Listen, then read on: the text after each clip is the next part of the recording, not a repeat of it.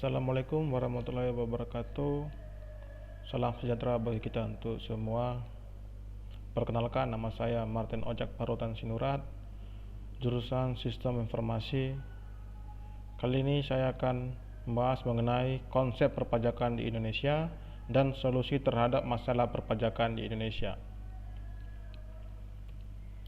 Ya, pengertian pajak adalah kontribusi wajib kepada negara yang terutang oleh orang pribadi atau badan yang sifatnya memaksa berdasarkan undang-undang dengan tidak mendapat timbal balik secara langsung dan digunakan untuk keperluan negara untuk sebesar-besarnya kemakmuran rakyat. Fungsi pajak itu terdiri dari dua. Yang pertama itu fungsi penerimaan atau budi cair dan fungsi mengatur atau regulate. Ya, fungsi penerimaan ini yaitu sebagai alat atau sumber untuk memasukkan uang sebanyak-banyaknya dalam kas negara dengan tujuan untuk membiayai pengeluaran negara, yaitu pengeluaran rutin dan pembangunan. Sebagai sumber pendapatan negara, pajak berfungsi untuk membiayai pengeluaran negara, untuk menjalankan tugas-tugas rutin negara dan melaksanakan pembangunan negara membutuhkan biaya. Biaya ini dapat diperoleh dari penerimaan pajak. Pajak yang digunakan untuk membiayai rutin seperti belanja pegawai, belanja barang, pemeliharaan, dan lain sebagainya. Untuk pembiayaan pembangunan, uang dikeluarkan dari tabungan pemerintah, yakni penerimaan dalam negeri dikurangi pengeluaran rutin. Tabungan pemerintah ini dari tahun ke tahun harus ditingkatkan sesuai dengan kebutuhan pembiayaan pembangunan yang semakin meningkat, dan ini terus diharapkan dari sektor pajak. Kemudian itu fungsi kedua, itu fungsi mengatur sebagai alat untuk mencapai tujuan tertentu di bidang keuangan, umpamanya bidang ekonomi, politik, budaya, pertahanan, keamanan. Misalnya mengadakan perubahan tarif, memberikan pengecualian, keringanan, atau sebaliknya yang khusus ditunjukkan kepada masalah tertentu. Pemerintah bisa mengatur pertumbuhan ditunjukkan kepada masalah tertentu. Pemerintah bisa mengatur pertumbuhan ekonomi melalui kebijaksanaan pajak, ya. Dengan fungsi mengatur, pajak bisa digunakan sebagai alat untuk mencapai tujuan pelaksanaan. Fungsi ini bisa positif dan negatif. Pelaksanaan fungsi pajak yang positif maksudnya jika suatu kegiatan yang dilakukan masyarakat oleh pemerintah dipandang sebagai sesuatu yang positif itu, oleh karena itu didorong oleh pemerintah dengan memberikan dorongan berupa insentif pajak atau tax insentif yang dilakukan dengan cara pemberian fasilitas perpajakan. Sementara itu, pelaksanaan fungsi mengatur yang bersifat negatif dimaksudkan untuk mencegah atau menghalangi perkembangan yang menjuruskan kehidupan masyarakat ke tujuan tertentu. Hal itu dapat dilakukan dengan membuat peraturan di bidang perpajakan yang menghambat dan memberatkan masyarakat untuk melakukan suatu kegiatan yang ingin diberantas oleh pemerintah. Selain dua fungsi di atas tadi yang saya bacakan, pajak juga memiliki fungsi lain, yaitu pertama fungsi stabilitas, kedua fungsi retribusi pendapatan, ketiga fungsi demokrasi. Baik, yang pertama itu fungsi stabilitas. Dengan adanya pajak, pemerintah memiliki dana yang menjalankan kebijakan yang berhubungan dengan stabilitas harga sehingga inflasi dapat dikendalikan. Hal ini bisa dilakukan antara lain dengan jalan mengatur peredaran uang di masyarakat, pemungutan pajak, penggunaan pajak yang efektif dan efisien. Kedua, fungsi retribusi pendapatan, yaitu pajak yang sudah dipungut oleh negara akan digunakan untuk membiayai semua kepentingan umum, termasuk juga untuk membiayai pembangunan sehingga dapat membuka kesempatan kerja yang pada akhirnya akan meningkatkan pendapatan masyarakat. Ketiga itu fungsi demokrasi. Pajak yang sudah dipungut oleh negara merupakan wujud sistem gotong royong. Fungsi ini dikaitkan dengan tingkat pelayanan pemerintah kepada masyarakat pembayar pajak. Kemudian di sini ada asas pemungutan pajak di Indonesia. Di sini ada 3. Pertama itu asas domisili atau biasa disebut asas tempat tinggal. Negara yang berhak memungut pajak adalah negara tempat wajib pajak berdomisili. Asas ini berlaku bagi wajib pajak dalam negeri. Kemudian itu asas sumber, yaitu di mana negara yang berhak memungut pajak adalah negara tempat sumber objek pajak berasal. Kemudian ketiga itu asas kebangsaan atau nasionalitas, yang di mana negara yang berhak memungut pajak adalah negara asal kebangsaan subjek pajak. Asas ini berlaku bagi wajib pajak yang di luar negeri. Kemudian itu sistem pemungutan pajak. Ada 3 di sini. Sistem pemungutan pajak pertama adalah official assessment system, kedua self assessment system, ketiga withholding system. Baik, saya akan membahas mengenai official assessment system, yaitu suatu sistem pemungutan pajak yang memberi wewenang kepada pemerintah atau fiskus untuk menentukan besar pajaknya terutang oleh wajib pajak itu. Ciri-cirinya, wewenang untuk menentukan besarnya pajak terutang ada pada fiskus wajib pajak bersifat pasif. Pajak timbul setelah dikeluarkan surat ketetapan pajak oleh fiskus. Yang kedua adalah self assessment system, di mana suatu sistem pemungutan pajak yang memberi wewenang kepada wajib pajak untuk menentukan sendiri besarnya pajak yang terutang. Ciri-cirinya itu wewenang untuk menentukan besarnya pajak terutang ada pada wajib pajak. Wajib pajak aktif mulai dari menghitung, menyetor, dan melaporkan pajak yang terutang. Fiskus tidak ikut campur dan hanya mengawasi atau melakukan fungsi kontrol. Ketiga itu withholding assessment system, di mana suatu sistem pemungutan pajak memberi wewenang kepada pihak ketiga atau bukan fiskus dan bukan wajib pajak yang bersangkutan untuk menentukan besarnya pajak yang terutang oleh wajib pajak. Ciri-cirinya itu wewenang yang menentukan besarnya pajak yang terutang ada pada pihak ketiga, pihak selain fiskus dan wajib pajak. Kemudian di sini ada syarat pemungutan pajak. Apa sih syarat-syarat pemungutan pajak itu di Indonesia? Ya, di sini ada 5. Pertama itu pemungutan pajak harus adil atau syarat keadilan. Dalam keadaan yang sama, wajib pajak harus dikenakan pajak yang sama pula. Contohnya itu PPh dikenakan terhadap PKP yang sudah diperhitungkan PTKP. PTKP ini tidak sama bagi setiap wajib pajak. Kemudian kedua, pemungutan pajak harus berdasarkan undang-undang atau syarat yuridis. Kemudian ketiga, tidak mengganggu perekonomian atau syarat ekonomis. Keempat, pemungutan pajak harus efisien atau syarat finansial. Dan kelima ini adalah sistem pemungutan pajak harus sederhana. Jenis-jenis pajak itu ada 2. Pertama itu pajak pusat dan pajak daerah. Nah, di pajak pusat ini adalah yang dipungut oleh pemerintah pusat dan digunakan untuk membiayai rumah tangga negara. Contohnya itu PPh, PPN, PPNB, PPNBM, dan bea materai. Kedua itu pajak daerah. Pajak yang dipungut oleh pemerintah daerah dan digunakan untuk membiayai rumah tangga daerah.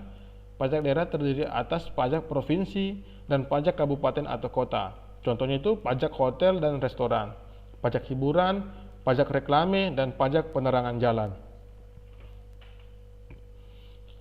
Jenis pajak menurut golongannya itu ada juga terbagi.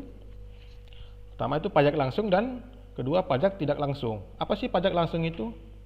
Sini saya akan membahas pajak langsung itu adalah pajak-pajak yang harus dipikul sendiri oleh wajib pajak yang bersangkutan tanpa dapat dilimpahkan kepada pihak lain. Contohnya itu pajak penghasilan. Ya, kedua itu pajak yang tidak langsung. Apa sih itu pajak tidak langsung? Jadi di sini pajak tidak langsung itu adalah suatu pajak yang pada akhirnya dapat dilimpahkan atau digeserkan kepada pihak lain. Contoh, pajak pertambahan nilai, yaitu yang menanggung adalah pihak konsumen atau pihak ketiga. Pengelompokan pajak menurut sifat. Pertama, pajak subjektif. Apa sih itu pajak subjektif? Di mana pajak yang berpangkal atau berdasarkan subjeknya, dalam arti memperhatikan keadaan diri wajib pajak. Contohnya itu PPh. Kemudian yang kedua itu pajak objektif. adalah pajak yang berpangkal pada objeknya tanpa memperhatikan keadaan diri wajib pajak. Contohnya itu PPN dan PPNBM. Nah, di sini saya akan membahas mengenai solusi terhadap masalah perpajakan di Indonesia. Kita akan mengulas apa sih permasalahan yang terjadi, di permasalahan perpajakan di Indonesia ini seperti apa. Baik, pajak merupakan suatu hal yang sangat unik untuk dibahas. Hal ini disebabkan karena adanya sudut pandang yang berbeda antara pemerintah dengan wajib pajak dalam memaknai pajak tersebut. Bagi pemerintah, pajak merupakan sumber pendapatan yang dapat digunakan untuk menjalankan roda pemerintahan. Oleh sebab itu, pemerintah akan melakukan berbagai upaya untuk dapat memaksimalkan penerimaan pajaknya, mulai dari perubahan sistem pemungutan pajak, penyempurnaan undang-undang perpajakan, sampai pada penerapan pelaporan dan pembayaran pajak secara elektronik. Semua tersebut telah dilakukan oleh pemerintah. Namun di sisi lain, tak sedikit wajib pajak yang beranggapan bahwa pajak merupakan suatu beban yang sangat memberatkan, sehingga mereka akan berlomba-lomba untuk dapat menghindari pajak tersebut. Terlepas dari bagaimana kita memahami pajak, tidak dapat dipungkiri bahwa pajak ini merupakan suatu hal yang memiliki peranan yang sangat vital bagi perekonomian di Indonesia. Pajak dikatakan sebagai tulang punggung perekonomian di Indonesia.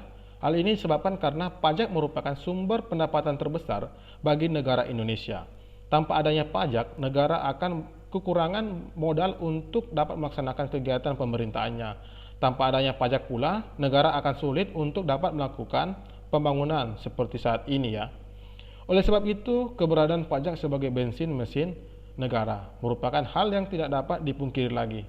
Namun, hal yang sangat disayangkan yaitu hingga saat ini ternyata kegiatan perpajakan di Indonesia masih belum luput dari permasalahan. Berbagai permasalahan datang menghampiri pelaksanaan perpajakan yang ada di Indonesia ini. Adapun permasalahan utama di perpajakan di Indonesia yaitu masih rendahnya nilai tax ratio pajak yang dihasilkan Indonesia dibandingkan dengan negara-negara berkembang lainnya. Rasio pajak atau tax ratio ini merupakan salah satu indikator yang dapat digunakan untuk menilai bagaimana kinerja dari penerimaan pajak di suatu negara. Ketika nilai tax ratio tinggi, maka menunjukkan semakin baik pula penerimaan pajak di suatu negara dan secara langsung mampu meningkatkan keleluasaan pemerintah dalam mengelola penerimaannya. Namun ketika nilai tax ratio ini masih sangat rendah, maka menunjukkan bahwa kinerja perpajakan masih belum optimal. Hal ini menunjukkan bahwa walaupun persentase penerimaan pajak terhadap total pendapatan di Indonesia menunjukkan angka yang tinggi, namun ketika angka ini dikupas lebih dalam, ternyata penerimaan pajak masih berada di bawah target yang telah dianggarkan dalam anggaran pendapatan dan belanja negara atau APBN. Rendahnya penerimaan pajak Indonesia menunjukkan bahwa tingkat kesadaran wajib pajak untuk membayar pajak juga masih rendah. Rendahnya kesadaran wajib pajak dalam membayar pajak ini menjadi salah satu permasalahan yang menghampiri pelaksanaan perpajakan di Indonesia. Rendahnya kesadaran dari wajib pajak ini dapat disebabkan oleh berbagai faktor seperti kurangnya pemahaman masyarakat mengenai pentingnya pajak bagi perekonomian, kurangnya pemahaman wajib pajak mengenai tata cara perpajakan, adanya persepsi negatif terhadap para aparatur pajak, atau juga dapat disebabkan karena rendahnya kepercayaan wajib pajak terhadap pengelolaan pajak di negara ini. Mengingat selama ini sangat banyak terdapat pemberitaan negatif seperti adanya kasus korupsi yang dilakukan oleh pegawai pajak dan juga pejabat negara yang menyebabkan masyarakat semakin tidak percaya dengan lembaga perpajakan dan juga pemerintah sehingga mereka menjadi enggan untuk membayar pajak itu. Rendahnya angka tax ratio, rendahnya realisasi penerimaan pajak, rendahnya tingkat kesadaran masyarakat dalam membayar pajak, adanya persepsi buruk terhadap aparatur pajak, serta masih banyaknya tindakan negatif seperti korupsi yang dilakukan oleh pegawai dan juga para pejabat negara merupakan beberapa bentuk permasalahan yang terjadi dalam pelaksanaan perpajakan di Indonesia. Berdasarkan pemaparan tersebut, maka dapat dilihat bahwa sebenarnya permasalahan yang terjadi dalam sistem perpajakan di Indonesia ini saling berkaitan satu sama lainnya. Lantas, siapakah pihak yang patut disalahkan sehingga harus bertanggung jawab terhadap kondisi ini? Apakah wajib pajak yang tidak patut membayar pajak, ataukah masyarakat yang tidak mau mendaftarkan diri sebagai wajib pajak, atau mungkin para petinggi negara yang melakukan korupsi terhadap uang pajak. Atau bahkan apakah kita perlu sampai menyalahkan pemerintah karena sikapnya yang kurang tegas dalam memberikan sanksi kepada oknum-oknum yang melakukan hal yang seperti itu.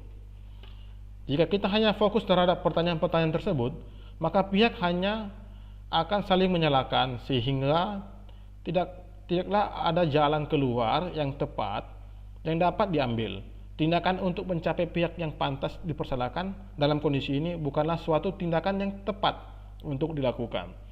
Jika ditelusuri lebih lanjut, pada dasarnya semua pihak yang terlibat dalam pelaksanaan perpajakan ini memiliki tanggung jawab terhadap permasalahan ini.